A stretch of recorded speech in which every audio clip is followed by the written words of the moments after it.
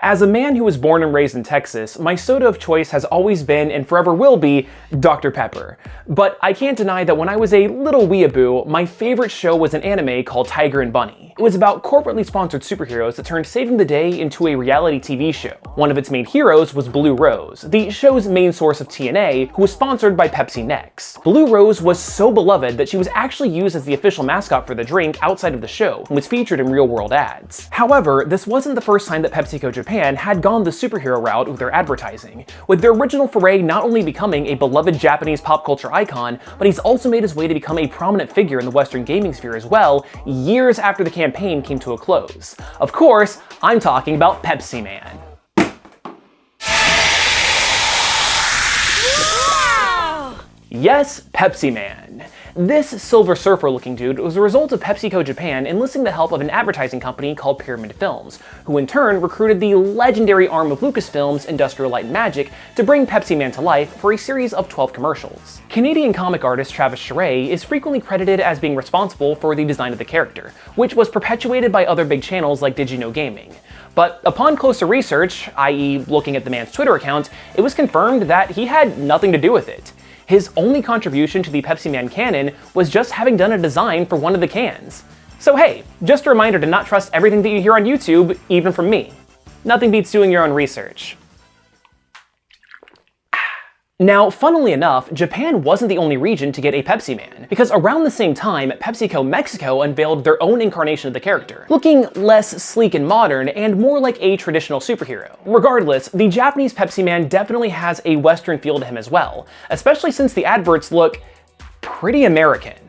The usual setups are relatively generic, looking similar to stuff that we've seen a million times from other food and beverage brands. There's a thirsty person in need of a refreshing drink, Pepsi Man bursts onto the scene, he does this weird breath thing with his mouth, and then bam, they suddenly have an ice-cold Pepsi in their hands. What sets these ads apart from other brands though is that when Pepsi Man would normally make his exit, he would get hurt in a comedic fashion. It's also neat that at the end of each commercial, they would feature a can of Pepsi that was dented or crushed in the same manner that Pepsi Man was in the ad. But then there were other, more absurd hijinks, like Pepsi Man getting hunted down by a vicious truck driver, or a man that's lost in the desert thinking that he saw Pepsi Man in the distance, only for that to have been a mirage. Other times the commercial would just be this long take of Pepsi Man downing a can, and based on people who get irrationally mad about mouth sounds when I drink on camera, I'm sure that one was pretty triggering. Finding info about Pepsi Man lore was pretty difficult. Plenty of articles and even the wiki page claim that he was a scientist at PepsiCo Japan named Shunjiko Satoru, who came into contact with the Holy Pepsi.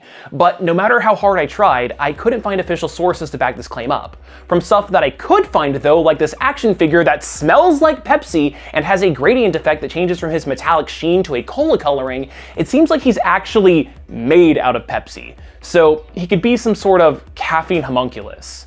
Still, despite not having a definitive origin story, Pepsi Man fell into some other common superhero tropes, like having his own special vehicle, a silver Corvette. Not quite the Pepsi-mobile that I was hoping for, but still neat.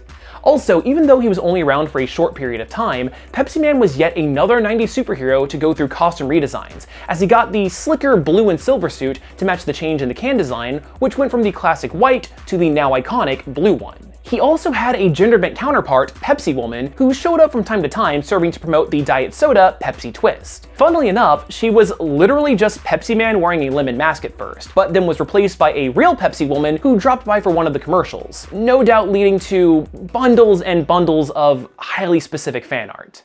I'm not going to lie, I really like these commercials. They're quick and absurd, but I'm also a sucker for well-done slapstick humor. They seem to not be taking the Pepsi Man character too seriously, and are using him as a vehicle to poke fun at other food and beverage mascots like the Kool-Aid Man. The ads have a certain charm to them that's perfect for a cult following to erupt from. Except, here's the thing. Pepsi Man wasn't just a small phenomenon. This dude was everywhere in Japan, and at the time it was difficult to go anywhere without bumping into him. Pepsi Man merch was all over the place. Clothes, watches, digital calendars, collectible bottle cap figures, and even CDs featuring various remixes of that iconic Pepsi Man theme song. But where he really shined was video games. Now, soda video games were nothing new. I mean, hell, Pepsi itself was sort of involved with one of the first ever branded video games ever made, albeit in an unofficial bootleg that was commissioned by a competitor. For those not in the know, let me introduce you to Pepsi Invaders, a reskinning of Space Invaders made by Coca-Cola that replaced the aliens with their arch nemesis, Pepsi. But like, not the Pepsi logo, just the word Pepsi. I guess one copyright infringement was enough, and Coke didn't want to double dip. But fun fact, this is actually one of the rarest video games of all time, with only 125 copies being distributed at a 1983 sales convention. But back on subject. In the 90s, Pepsi Man was all over the place in the world of gaming, such as being featured as a secret character in the Japanese version of the fighting game Fighting Vipers, thanks to a partnership with Sega, which also led to several Pepsi advertisements in the backgrounds of stages. He also got a super simple arcade game that was more or less just rock, paper, scissors. But all of this pales in comparison to the big guns, Pepsi Man for PlayStation 1. Developed by Kid, a company most well known for making and porting visual novels, Pepsi Man is an action running title similar to games like Temple Run and portions of Crash Bandicoot. Basically, this game was a recreation of many of the commercials, where Pepsi Man has to avoid obstacles in order to deliver Pepsi to people in need, collecting cans of Pepsi and comedically getting into slapstick antics along the way. Keeping with the American trend, Pepsi Man features full English voice acting and live action cutscenes that have nothing to do with the game itself.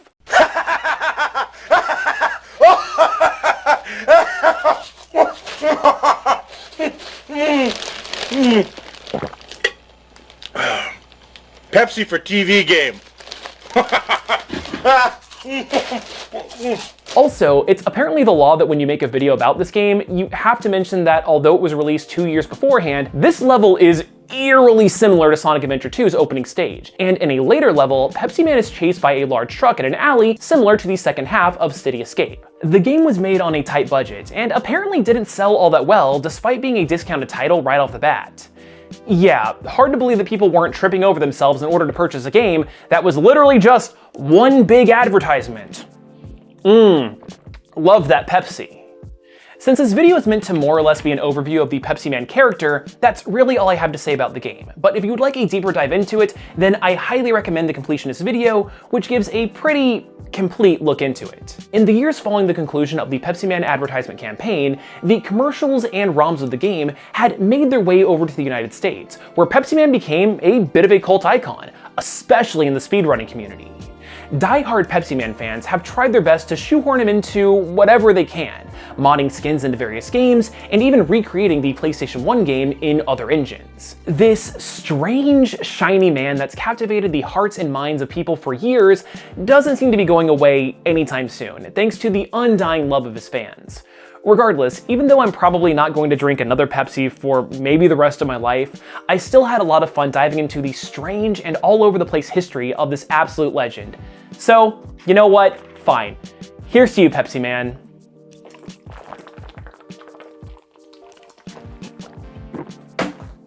So if you like this video, then why not consider subscribing or even watching another one?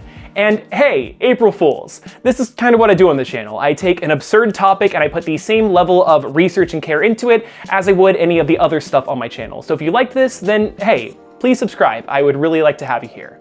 But anyway, I hope you learned at least a little something new, and hopefully, I'll see you next time.